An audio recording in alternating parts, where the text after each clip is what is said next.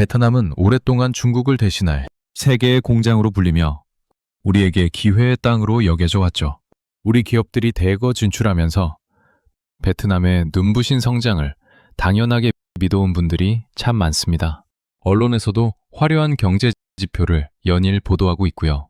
하지만 2026년 오늘 우리가 마주한 베트남의 진짜 모습은 이전과는 사뭇 다르답니다. 겉으로 보이는 숫자에 가려진 실질적인 리스크와 우리 기업들이 현지에서 겪고 있는 소리 없는 변화를 명확하게 짚어봐야 할 시점이죠. 지금부터 화려한 껍데기를 벗겨내고 베트남 경제의 속사정을 냉정하게 파헤쳐 보겠으니 채널 고정해 주시기 바랍니다.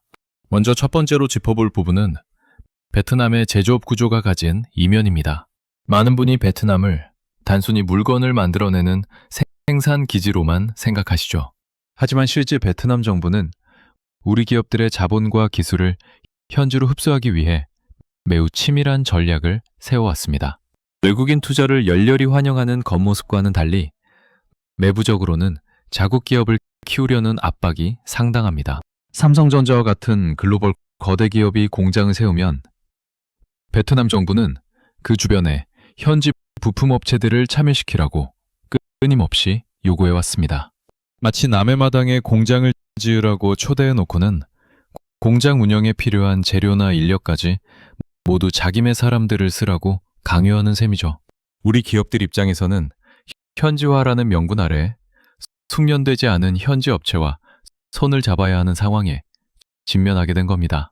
실제로 지난 2020년 무렵 베트남 정부는 삼성전자의 현지 부품 업체의 비중을 획기적으로 늘리라는 구체적인 가이드라인을 제시했습니다. 당시 베트남 현지 기업들의 기술 수준은 우리 기업들이 요구하는 정밀도를 따라오기에 역부족이었죠. 삼성전자가 필요로 하는 핵심 부품을 생산할 수 있는 베트남 로컬 업체는 손에 꼽을 정도로 적었습니다.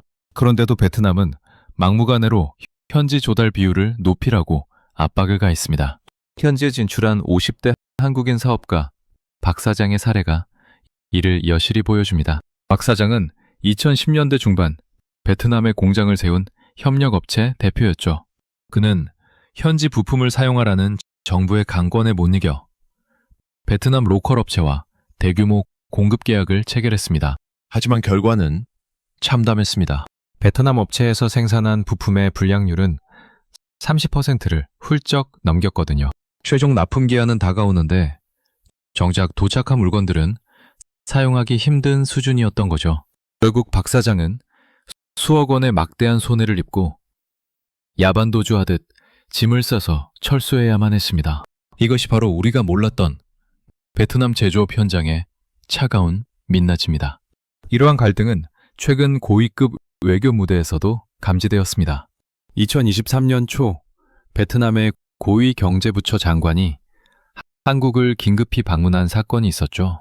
공식적으로는 경제협력을 논의하는 자리였지만 실상은 추가 투자를 이끌어내기 위한 절박한 요청이었습니다. 삼성전자가 베트남의 추가 투자를 망설이는 기류를 보이자 다급해진 베트남 정부가 움직인 겁니다.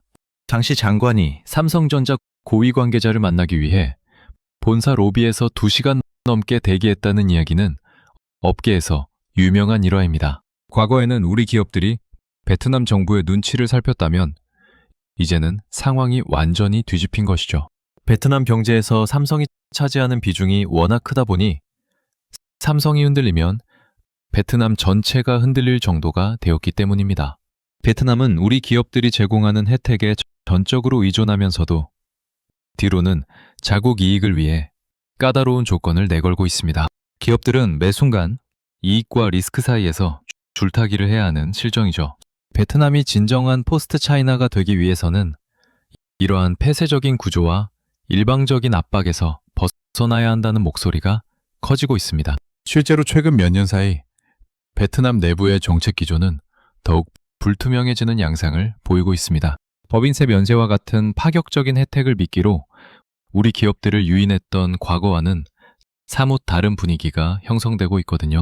이제는 혜택보다는 규제와 비용 부담이 늘어나는 추세라 우리 기업들의 한숨이 깊어지고 있습니다. 기업들을 더욱 힘들게 만드는 건 변덕스러운 정책의 변화입니다. 베트남 정부는 그동안 법인세를 깎아주겠다는 달콤한 약속으로 우리 기업들을 불러 모았죠. 하지만 최근 글로벌 최저한세라는 새로운 국제 기준이 도입되면서 상황이 완전히 달라졌습니다. 이 제도는 매출이 큰 다국적 기업이 어느 나라에서 사업을 하든 최소한 15%의 세금을 내도록 하는 규칙입니다. 그동안 베트남에서 세금 면제 혜택을 누리던 우리 대기업들은 이제 베트남 정부나 한국 정부에 추가로 세금을 더 내야 하는 처지에 놓였습니다. 베트남 입장에서는 자신들이 깎아준 세금을 한국 정부가 가져가는 꼴을 보기 싫어하겠죠. 그래서 베트남 정부는 이 세금을 직접 징수하겠다고 선언하며 기업들의 비용 부담을 높이고 있습니다. 물론 베트남 정부도 기업들의 이탈을 막기 위해 투자 지원 기금이라는 카드를 꺼내들기는 했습니다. 세금을 더 걷는 대신 그만큼을 현금으로 돌려주겠다는 파격적인 제안이었죠. 하지만 이 약속이 제대로 지켜질지는 미지수입니다. 2025년 하반기부터 베트남에 진출한 우리 기업들이 낸 실질적인 세금 부담은 전년보다 20% 가까이 늘어났기 때문입니다. 수익은 줄어드는데 나가는 돈은 많아지는 이런 구조는 중소협력업체들에게 더 가혹하게 다가옵니다. 대기업처럼 협상력이 없는 중소기업들은 베트남 세무당국의 갑작스러운 세무조사나 불투명한 행정 처리에 고스란히 노출될 수밖에 없습니다. 실제로 현지에서는 법 규정에도 없는 과징금을 부과받거나 인허가가 지연되는 사례가 속출하고 있습니다. 이런 불투명한 조세 행정은 결국 기업들의 투자 의욕을 꺾는 부메랑이 되어 돌아오고 있죠. 겉으로는 여전히 투자를 환영한다고 외치지만 속으로는 어떻게든 더 많은 세원을 확보하려는 이중적인 태도를 보이고 있습니다.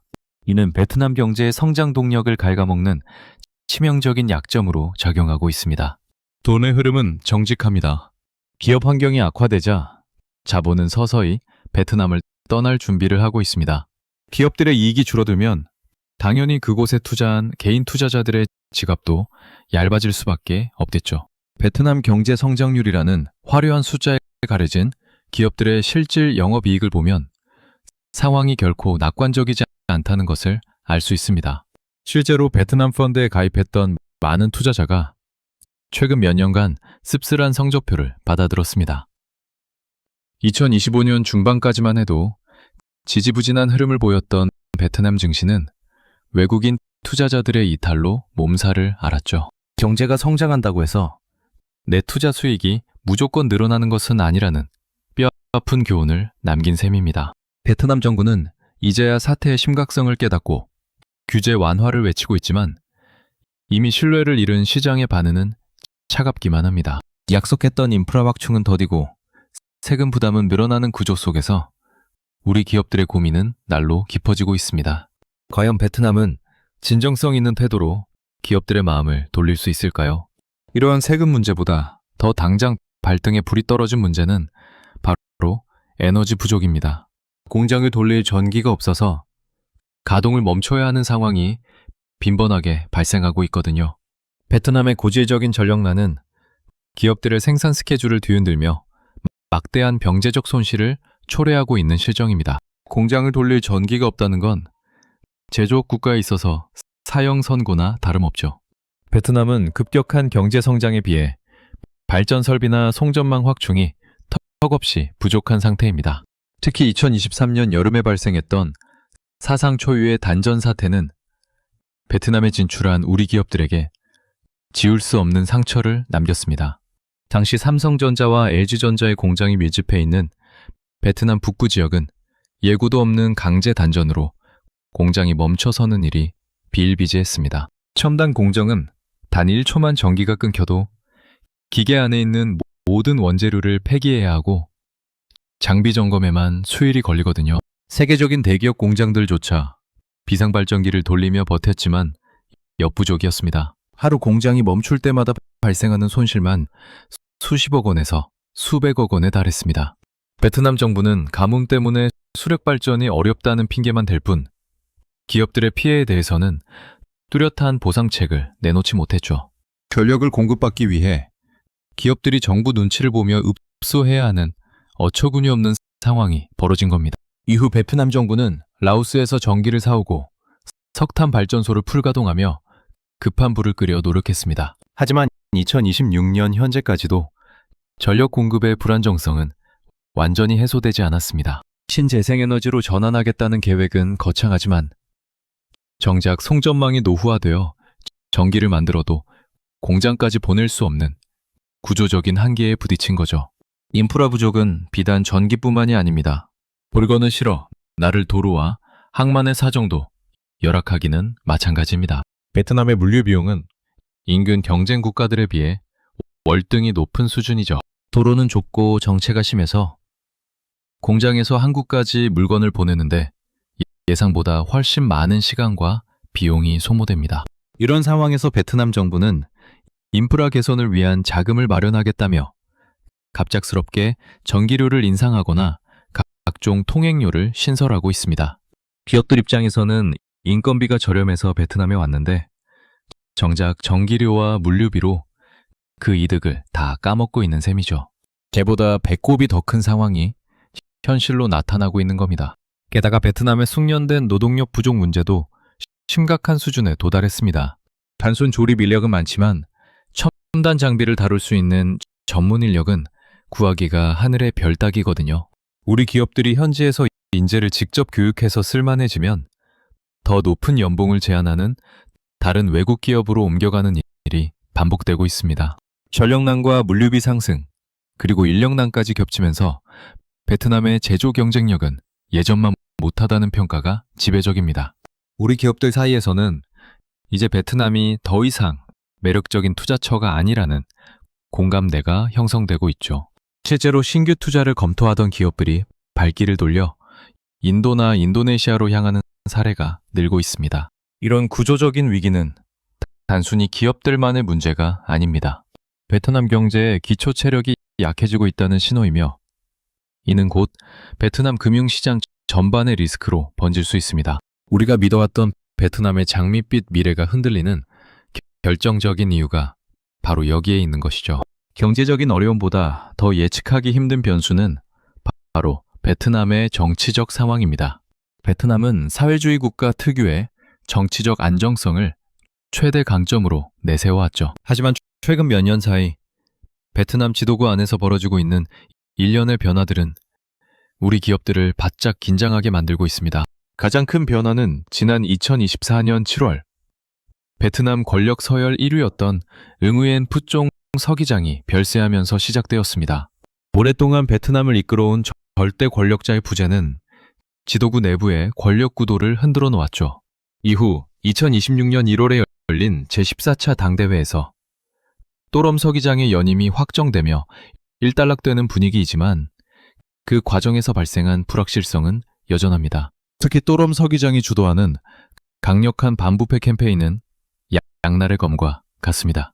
부정부패를 척결한다는 명분은 좋지만 이 과정에서 수많은 공무원이 숙청되거나 처벌을 받았습니다. 그러다 보니 현지 공무원들 사이에서는 나중에 책임질 일을 아예 만들지 말자는 복지 부동 문화가 확산되고 말았죠. 우리 기업들이 공장을 짓거나 사업 허가를 받으려면 수많은 도장을 받아야 하는데 담당 공무원들이 뒷조사가 무서워 결제를 차일피일 미루고 있는 겁니다. 예전 같으면 한 달이면 끝날 인허가가 지금은 1년 넘게 걸리는 일이 허다합니다. 기업들의 시간은 곧 돈인데 이러한 행정마비는 실질적인 경영 리스크로 직면해 있습니다. 정치권의 보수화 경향도 우려스러운 대목입니다. 최근 베트남 지도부는 국가 안보와 체제 수호를 강조하며 민간 기업이나 외자 기업에 대한 통제를 강화하려는 움직임을 보이고 있습니다. 경제 성장보다는 체제 안정이 우선이라는 기조가 강해지면서 과거와 같은 파격적인 개방 정책을 기대하기가 점점 어려워지고 있죠. 더욱이 중국과의 관계 설정도 미묘하게 변하고 있습니다. 최근 베트남 지도부는 중국과 전략적 결속을 강화하며 상대적으로 한국이나 미국 기업들에 대한 배려를 줄이는 양상을 보입니다. 중국 자본이 베트남 북부 지역을 중심으로 빠르게 유입되면서 우리 기업들이 확보했던 부지와 인력을 중국 기업들이 더 높은 가격을 제시하며 가로채는 현상까지 나타나고 있습니다. 정치적 안정을 믿고 막대한 자금을 쏟아부었던 우리 기업들로서는 당혹스러울 수밖에 없는 상황입니다. 법과 제도가 지도부의 의중 한마디에 언제든 바뀔 수 있다는 사회주의 국가의 근본적인 리스크가 수면 위로 떠오른 것이죠. 이제 베트남은 더 이상 편안하게 사업할 수 있는 만만한 시장이 아닙니다. 이런 정치적 소용돌이 속에서 우리 기업들은 현지 대관 업무에 이전보다 몇 배나 많은 공을 들여야 합니다. 줄을 잘 서지 못하면 하루아침에 공장 가동이 중단될 수도 있다는 위기감이 팽배해 있거든요. 베트남 투자를 고려하는 개인들이나 기업들이 반드시 이 정치적 변수를 최우선으로 고려해야 하는 이유입니다. 결국 베트남 경제의 향방은 이 권력의 흐름이 얼마나 안정적으로 연착륙하느냐에 달려 있습니다. 하지만 지금처럼 공포 정치가 행정을 마비시키고 체제 소호가 경제 성장을 앞지르는 상황이 계속된다면 베트남의 미래는 우리가 알던 모습과 많이 달라질 수도 있습니다. 정치적 불안정성은 고스란히 금융시장의 혼란으로 이어지고 있습니다. 베트남 증시를 떠받치던 외국인 투자자들은 이제 베트남의 불투명한 회계 기준과 취약한 금융 시스템에 의문을 제기하기 시작했죠. 실제로 2024년부터 2025년 사이에 베트남의 대형 부동산 기업들이 잇따라 부도 위기에 처하면서 금융권 전체가 큰 충격을 받았습니다. 베트남 정부는 이 사태를 해결하기 위해 강력한 수사를 진행했지만 그 과정에서 금융시장의 신뢰도는 오히려 바닥으로 떨어졌습니다. 대출은 꽉 막혔고 시중금리는 치솟으면서 현지에 진출한 우리 기업들의 자금 조달에도 비상이 걸렸죠. 겉으로 보이는 높은 경제 성장률 뒤에는 부실 대출과 부동산 거품이라는 시한폭탄이 째깍거리고 있는 상황입니다. 더 큰 문제는 베트남 동화의 가치가 매우 불안정하다는 점입니다. 미국 금리가 높은 수준을 유지하면서 베트남 화폐 가치는 계속해서 떨어지고 있죠. 우리 기업들이 현지에서 아무리 열심히 물건을 팔아 동화를 벌어도 달러나 원화로 환전하는 과정에서 막대한 환차손을 입게 됩니다. 가만히 앉아서 번 돈의 상당 부분을 환율 때문에 날리고 있는 셈입니다. 개인 투자자들의 상황도 마찬가지입니다. 베트남의 장밋빛 미래만 보고 펀드나 주식에 투자했던 40대 직장인 김베리의 사례를 보십시오. 그는 2024년 초 베트남 경제가 다시 반등할 거라는 전문가들의 말을 믿고 거액을 투자했습니다. 하지만 결과는 마이너스 15%라는 처참한 수익률이었죠. 베트남 지수는 오르락내리락 반복하는데 환율이 떨어지니 실제 손에 쥐는 돈은 계속 줄어든 겁니다. 이런 금융 리스크는 베트남의 정보 공개가 매우 불투명하기 때문에 더 위험합니다. 정부에서 발표하는 통계 수치와 실제 현장에서 느끼는 체감 경기가 너무나도 다르거든요. 기업들의 영업이익이나 부채 현황도 믿을 만한 자료가 부족해서 투자자들은 깜깜이 투자를 할 수밖에 없는 실정입니다. 베트남 금융당국은 이제야 증시를 선진화하겠다며 제도를 정비하고 있지만 이미 해외 자본은 더 투명하고 성장성이 높은 인도나 다른 동남아 국가로 눈을 돌리고 있습니다. 한번 무너진 신뢰를 회복하는 데는 몇 배의 시간이 필요하다는 사실을 베트남 정부만 모르고 있는 것 같습니다. 우리 기업들은 이제 베트남에서의 자금 회전 방식을 근본적으로 고민해야 합니다. 현지에서 벌어들인 수익을 재투자하기보다는 적기에 회수하여 리스크를 분산하는 전략이 필요하죠. 금융 시스템이 뒷받침되지 않는 성장은 모래성 위에 지은 집과 같아서 언제든 무너질 수 있다는 경각심을 가져야 합니다. 지금 베트남의 금융시장은 폭풍 전야와 같습니다. 부동산 시장의 거품이 언제 터질지 모르고 부실해진 은행권의 체력은 바닥을 드러내고 있죠. 이런 리스크를 무시하고 단순히 숫자만 보고 투자하는 것은 매우 위험한 도박이나 다름없습니다. 이처럼 불안한 금융 환경은 결국 베트남 내부의 소비 위축으로 이어지고 있습니다. 기업들은 돈을 구하지 못해 투자를 멈추고 개인들은 지갑을 닫으면서 베트남의 내수 시장마저 차갑게 식어가고 있죠. 이는 베트남을 생산 기지뿐만 아니라 소비 시장으로 고았던 우리 기업들에게 또 다른 시련을 안겨주고 있습니다. 베트남 경제에 대한 신뢰가 흔들리면서 이제 시선은 자연스럽게 다른 곳으로 향하고 있습니다. 전문가들 사이에서는 이미 베트남 일변도의 투자에서 벗어나야 한다는 경고음이 커지고 있죠. 그 대안으로 강력하게 떠오르는 국가가 바로 인도와 인도네시아입니다. 2026년 오늘 이 두 나라는 포스트 차이나의 자리를 놓고 베트남보다 더 매력적인 조건을 제시하며 우리 기업들을 유혹하고 있습니다. 먼저 인도를 보십시오. 인도는 2026년 현재 전 세계 주요 경제국 중 가장 빠른 성장세를 기록하고 있습니다. 세계은행과 국제통화기금은 인도의 올해 경제 성장률을 무려 6% 중반대로 전망하고 있죠. 베트남이 5%대 성장에 머물며 주춤하는 사이 인도는 거대한 내수 시장과 풍부한 젊은 노동력을 앞세워 폭발적으로 성장하고 있습니다. 우리 기업들도 이미 발빠르게 움직이고 있습니다. 삼성전자는 인도를 차세대 프리미엄 제품의 핵심 생산 거점이자 소비 시장으로 점찍었습니다. 2026년 초 라스베이거스에서 열린 가전 전시회에서 삼성전자 서남아시아 총괄 사장은 인도 시장의 전망이 매우 밝다며 강한 자신감을 드러내기도 했죠.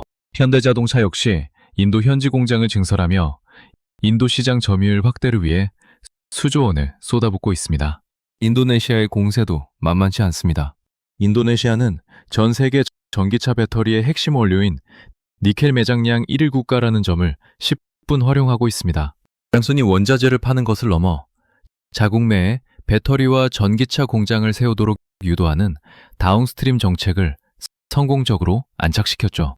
2026년 현재 인도네시아는 동남아시아에서 가장 안정적인 5%대 성장을 유지하며 한국 기업들의 새로운 핵심 파트너로 자리매김했습니다. 베트남이 현지 부품업체를 강제로 끼워 넣으려다 마찰을 빚은 것과 달리 인도네시아는 핵심 광물 공급망을 담보로 우리 기업들과 윈윈 전략을 펼치고 있습니다. 우리 기업들 입장에서는 자원을 안정적으로 확보하면서 거대한 동남아 내수 시장까지 공략할 수 있으니 베트남보다 훨씬 매력적인 선택지가 된 셈이죠. 실제로 최근 우리 수출 기업들은 미국 다음으로 가장 중요한 비즈니스 대상국으로 인도를 꼽고 있습니다. 물론 인도나 인도네시아도 완벽한 것은 아닙니다. 여전히 복잡한 규제와 관료주의가 남아있죠. 하지만 베트남처럼 정책이 불투명하게 변하거나 인프라 부족으로 공장이 멈추는 리스크에 비하면 훨씬 관리 가능한 수준이라는 것이 현지 진출 기업들의 공통된 의견입니다. 무엇보다 국가 차원에서 전략 산업을 육성하려는 의지가 베트남보다 훨씬 구체적이고 일관적입니다. 이제 투자자들의 전략도 수정되어야 합니다. 베트남 펀드 수익률이 마이너스를 기록하며 고전하는 동안 인도와 인도네시아 증시는 상대적으로 견조한 흐름을 이어가고 있습니다. 성장의 열매가 특정 기업에만 쏠리는 베트남과 달리 이들 국가는 내수 소비가 함께 살아나며 경제 전반에 활기가 돌고 있거든요. 2026년의 포트폴리오에 베트남 대신 이들 국가를 채워 넣어야 하는 이유가 바로 여기에 있습니다. 결국 베트남에만 매몰되어 있던 시야를 넓혀야 합니다. 베트남이 주춤하는 지금이 바로 자산의 배분을 재검토할 최적의 시기입니다. 인도네시아의 자원과 인도의 시장성은 베트남이 가진 한계를 뛰어넘는 강력한 무기가 될 것입니다. 더 늦기 전에 변화하는 글로벌 공급망의 지도를 정확히 읽어내야만 당신의 자산을 안전하게 지킬 수 있습니다. 그렇다면 베트남 경제 위기설의 진짜 실체는 무엇일까요? 2026년 오늘 베트남을 바라보는 시선은 극명하게 갈리고 있습니다. 한편에서는 부동산 거품과 부실 채권이 터지기 직전이라고 경고하고 다른 한편에서는 여전히 아시아의 성장 챔피언이라며 치켜세우고 있죠. 하지만 현장에서 느끼는 온도차는 매우 큽니다. 가장 우려되는 대목은 베트남 경제의 기초 체력인 제조업과 수출이 외부 환경에 너무나 취약하다는 점입니다. 2026년 초부터 불거진 미국과의 관세 협상과 원산지 규정 강화는 베트남 수출의 발목을 잡고 있습니다. 베트남을 경유해 미국으로 물건을 보내려던 기업들은 이제 더 깐깐해진 검증 절차 때문에 막대한 비용을 지불해야 하거든요.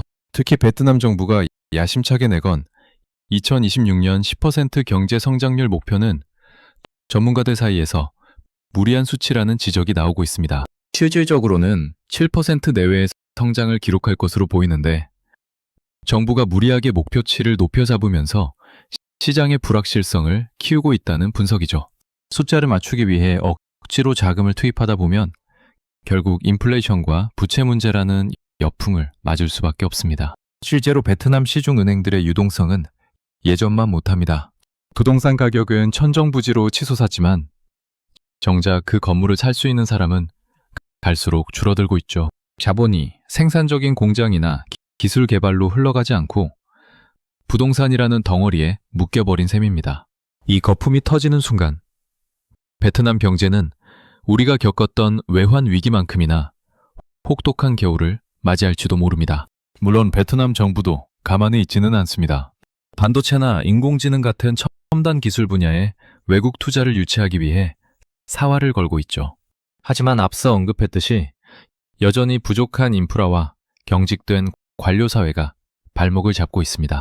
화려한 구호만으로는 글로벌 기업들의 마음을 완전히 돌리기엔 역부족이라는 평가가 지배적입니다. 우리가 주목해야 할 것은 베트남이 내세우는 성장률 숫자가 아니라 그 이면에 숨겨진 실질적인 리스크 지표들입니다. 부실 채권 비율이 얼마나 높아지는지, 외환 보유고는 넉넉한지, 그리고 무엇보다 우리 기업들이 현지에서 내는 영업이익이 실제로 플러스인지 꼼꼼히 따져봐야 합니다. 겉으로 웃고 있는 베트남의 미소 뒤에는 생존을 위한 처절한 몸부림이 숨겨져 있습니다. 결국 베트남 경제의 향방은 향후 1, 2년 안에 판가름 날 것으로 보입니다. 위기를 기회로 바꿔서 진정한 선진국 반열에 오를지 아니면 중진국 함정에 빠져 허우적댈지는 베트남 정부의 개혁 의지에 달려있죠. 하지만 지금의 흐름을 보았을 때 낙관론보다는 신중론에 무게가 실리는 것이 사실입니다. 투자자 여러분은 이제 베트남에 대한 환상을 버려야 합니다. 남들이 모두 좋다고 할 때가 가장 위험한 시기일 수 있거든요. 베트남 경제가 성장한다고 해서 나의 자산이 저절로 불어나는 시대는 끝났습니다. 이제는 철저하게 팩트를 기반으로 리스크를 관리하며 냉정한 판단을 내려야 할 때입니다. 지금까지 베트남 경제의 이면에 숨겨진 여러 리스크를 함께 짚어봤습니다. 2026년 오늘 우리가 목격하고 있는 베트남의 모습은 과거의 맹목적인 장밋빛 전망과는 분명히 다릅니다. 정치적 불확실성과 인프라 부족, 그리고 변화하는 글로벌 조세 환경까지 우리 기업들이 넘어야 할 산은 여전히 높고 험난하기만 하죠. 하지만 여기서 우리가 잊지 말아야 할 사실이 있습니다. 위기는 곧 새로운 기회의 시작이기도 하다는 점입니다. 베트남 정부는 현재의 위기를 돌파하기 위해 디지털 전환과 인공지능 같은 첨단 산업 유치에 사활을 걸고 있습니다. 우리 대기업들도 단순 제조를 넘어 현지 연구소 설립과 인공지능 데이터 센터 구축 등 고부가가치 산업으로의 체질 개선을 서두르고 있죠. 결국 중요한 것은 맹목적인 공포나 막연한 기대가 아니라 차가운 이성을 바탕으로 한 팩트체크입니다. 베트남이라는 시장은 이제 성숙기로 접어들고 있습니다. 누구나 돈을 벌 수 있었던 시대는 지났고 오직 정확한 정보를 바탕으로 리스크를 관리하며 변화에 발맞추는 준비된 자만이 성장의 결실을 나누어 가질 수 있을 겁니다. 오늘 이 시간이 여러분의 투자와 비즈니스에 있어 소중한 이정표가 되었기를 바랍니다. 베트남 관련 소식에 일희일비하기보다는 실질적인 지표와 현장의 목소리에 귀를 기울이십시오. 당신의 소중한 자산을 지키는 힘은 남들이 모르는 진실을 먼저 파악하는 통찰력에서 나온다는 사실을 명심하시길 바랍니다. 긴 시간 함께 해주셔서 고맙습니다. 베트남 경제의 대전환기 속에서 여러분의 현명한 선택을 응원하겠습니다. 지금까지 와우 스토리였습니다.